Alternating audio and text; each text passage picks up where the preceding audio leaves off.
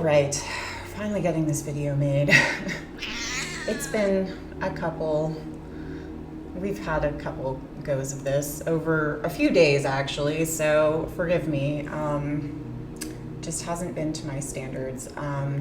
If you're new, my name's Kala. I am an ERYT 500, and this is Miss Scarlett. She's gonna be our yoga kitty, kind of coming in and out. She's all about the frequencies of things, so hi, yes. And she's got a little bit of an interesting meow, so we're gonna just talk about coming to our mat and sitting. Scarlett's not gonna be the best. She's gonna just move around as I talk about this. So we want to make sure that our hips are nice and in a good position. And the way I like to do this right now, I would say I'm in a little bit of a between Sukasana and Siddhasana. Sukasana is like an easy pose. So if you're just using a blanket, maybe you're kind of a little bit lower, and from the side we can see that I kind of want a little bit of an arch because we have suspension in our backs, but we kind of want to be on, if you're fully sitting on the blanket, maybe just kind of coming off a little bit so that your sit bones are on the floor, but like your tailbone is on the blanket or cushion or whatever. If you're not super finding happiness with that pose, we can always come onto a knee sitting pose. You can also sit in a chair. You can put a block between your feet and just be also in this nice grounding pose. Anything that is a comfortable place for you to sit. If you have knee issues, sitting on a chair, maybe putting a little blanket on a chair and then kind of coming off of it, and maybe putting a block between your legs just to stay engaged with the earth. Another one of these things is this kind of round pillow. It's called a zafu. This was my first zafu. I got it from my first yoga training actually, because the woman that she flew in from somewhere and she bought too much stuff and I drove, and so she was like, anyone want a zafu? And everyone else was like, no, we bought too much stuff too. So I was like, I'll just put it in my car. And I still have it. So from my Art of Living Retreat Center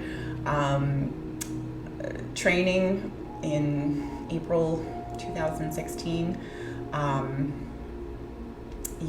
Anyway, so when we come to our seated position, we want to make sure our hips are nice and easy. This is like really the hardest position, honestly. It balances all the chakras. It balances all the doshas. We'll go through those maybe in other videos, but the really main thing that we want to talk about in this pose is the bandhas. We have Mula Bandha, which is at like the base of the spine. We have Uddiyana Bandha, which is right here. It's like the diaphragm, and Bandha means lock. So, and then we have the Jaladhara Bandha, which is the throat lock.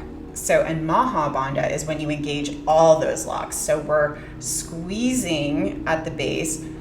It's a lot easier to do the Uddiyana Bandha on an empty stomach.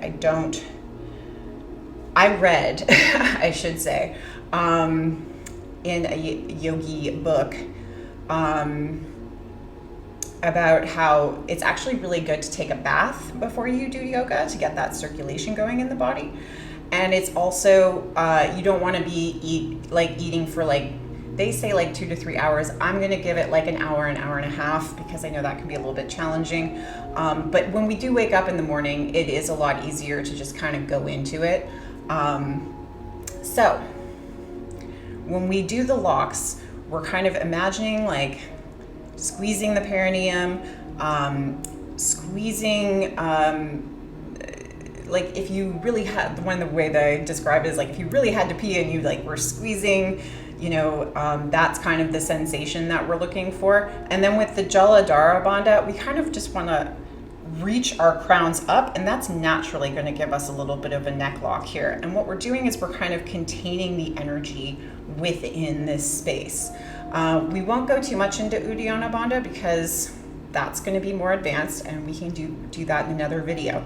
But for now, let's just kind of come to our seated position. And I encourage anyone going into a yoga class, get there a little bit early, get your mat out, get in your position, even if it's like laying down and you're kind of just getting into that space, kind of preparing yourself. So for students, you know, if you want to get there a little bit early and just kind of get your seated position, get in your space, rub your hands together, get that friction going in your palms, because the hands are an extension of the heart chakra. So when we bring them to here, we're kind of balancing out the left and the right sides of our heart chakra. So bringing those together, pressing those thumbs into the sternum, closing the eyes. Maybe your gaze is up and in. So the way I like to describe this, take your index finger, place it between your brows, look up to where you're pointing, and then bring your palm back down.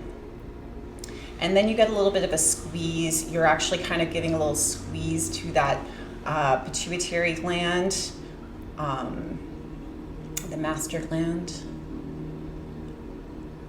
And just finding your breath, noticing what's going on.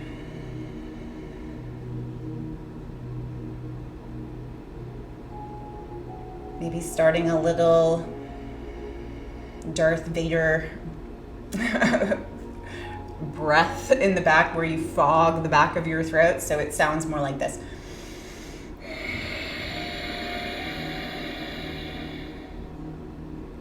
And you're also gonna feel that Jaladhara Bandha and see how you can kind of constrict that esophagus to let the air out.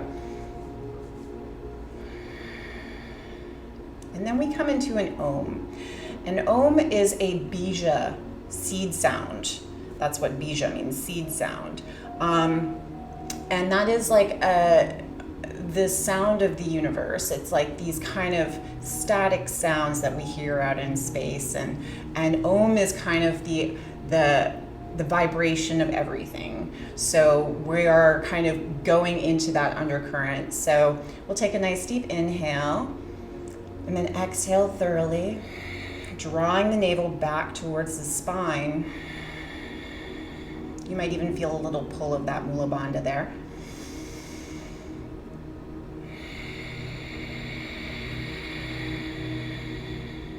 And then we'll inhale for Om.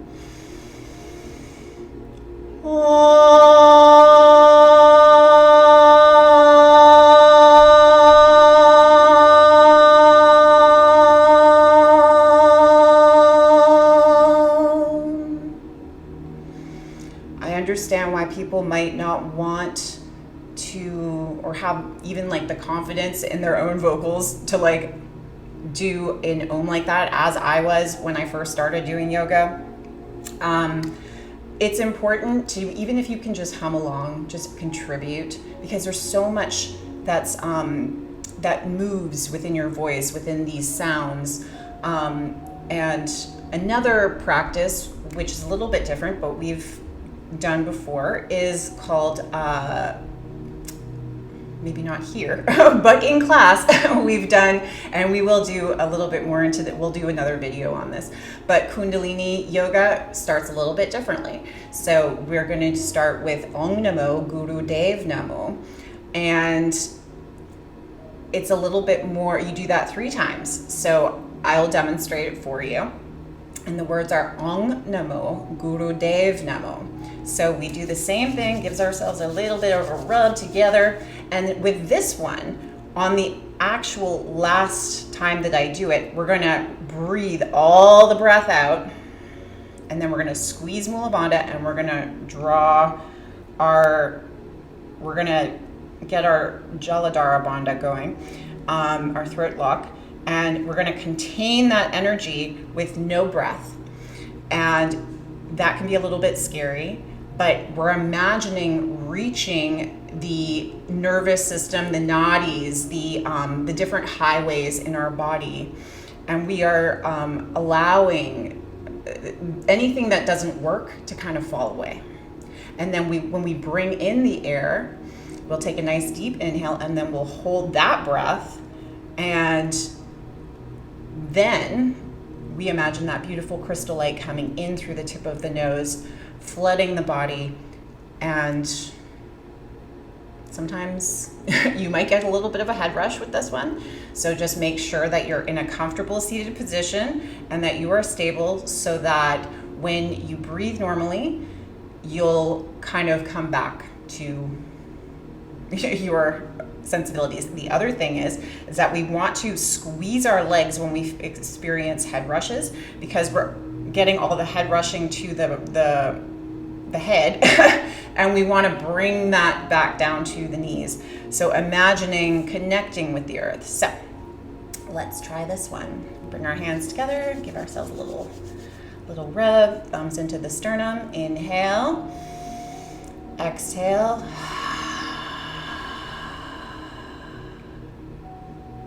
Inhale for the mantra. Om Namo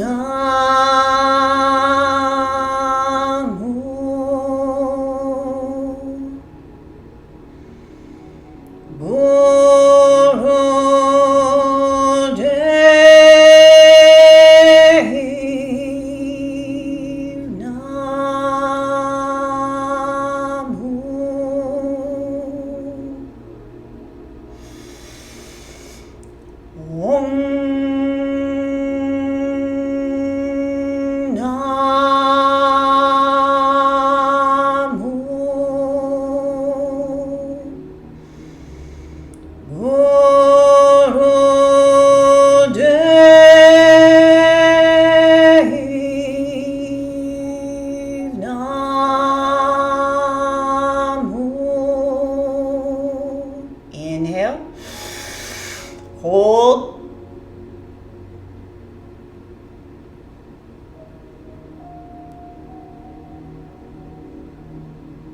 Squeezing Mula Bandha. Contain that energy.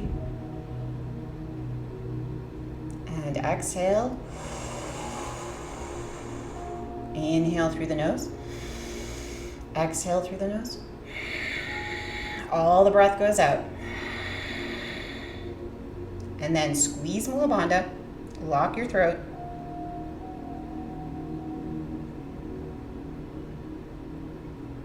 Inhale. So I kind of flipped it there.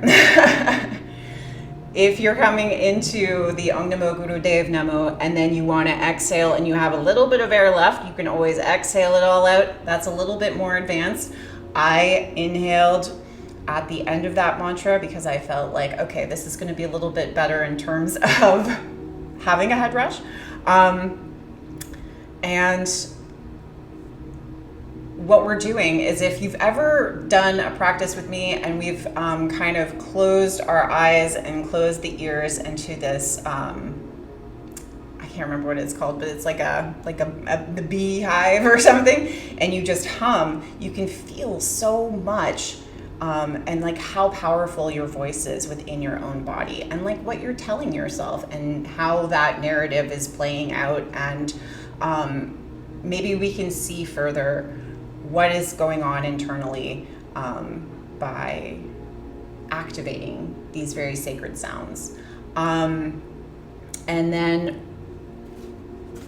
once we're all into our mode of doing yoga, we always come back to this seated place, and sometimes we'll end with just a simple mantra, a Gayatri mantra, or, and that one goes like this. We can take our hands together, or we can have our hands in Gyan Mudra, which is with the thumb and forefinger placed together, balancing the air elements. And so the Gayatri mantra goes like this. Om Bhurvuvah Svaha Tat Savitur Varenyam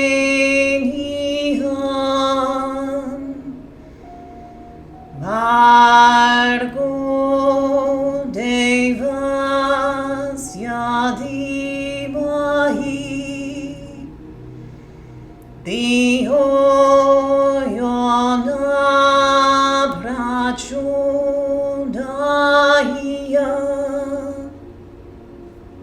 So that might be one that I end with sometimes, but usually I end with a long sat and a brief nam, which we bring our hands back together and into have the heels of the hands pressing together, thumbs are in the sternum, and we take a nice deep inhale. Sat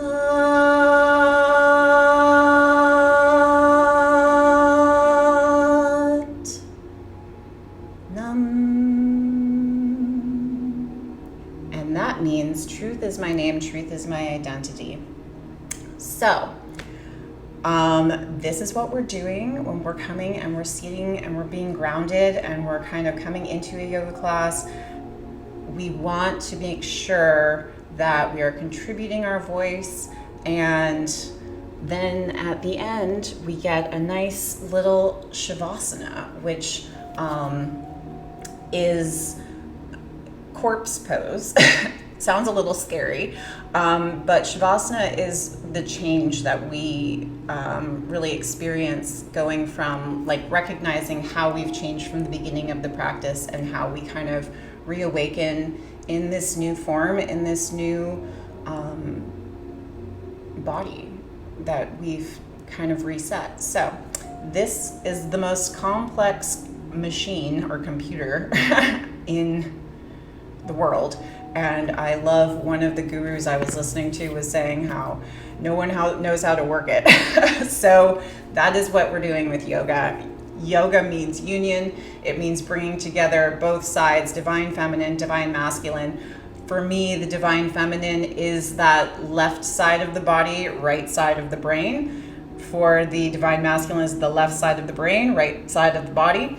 And we're kind of marrying these two together. So let's kind of come into our own little Shavasana and, kind of come down, since we've done this work, and kind of come down. Just allow yourself to, get your shoulders placed, bring them down, maybe wiggle your toes, see what that feels like. Hoping my microphone is still good to go, even though I'm laying down. And as you kind of come into your relaxation place, we're just going to, maybe you want to turn the lights down, get in kind of a dark space as we go through this process. So just allowing yourself to breathe normally.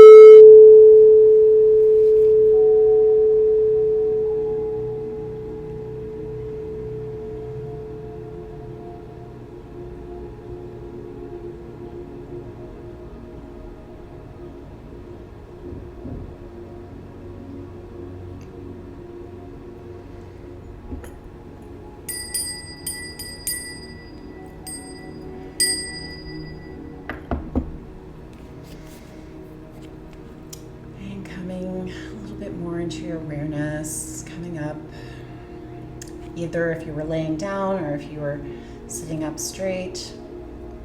Also, and you can do Shavasana in this pose, in this kind of lotus pose or half lotus pose, which is a little bit more complicated. We'll get into lotus pose next, maybe. Siddhasana. Let's come back to Siddhasana, Sukasana, whatever pose is like the most comfortable for you. And yeah, I think that's all we have for today. If you have any questions, we will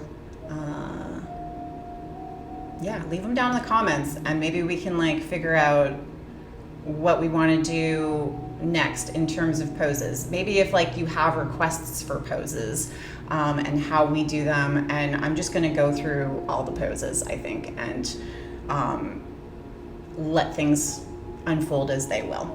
All right, so it was so lovely finally getting this video done. Anyway, I will see you soon. All right.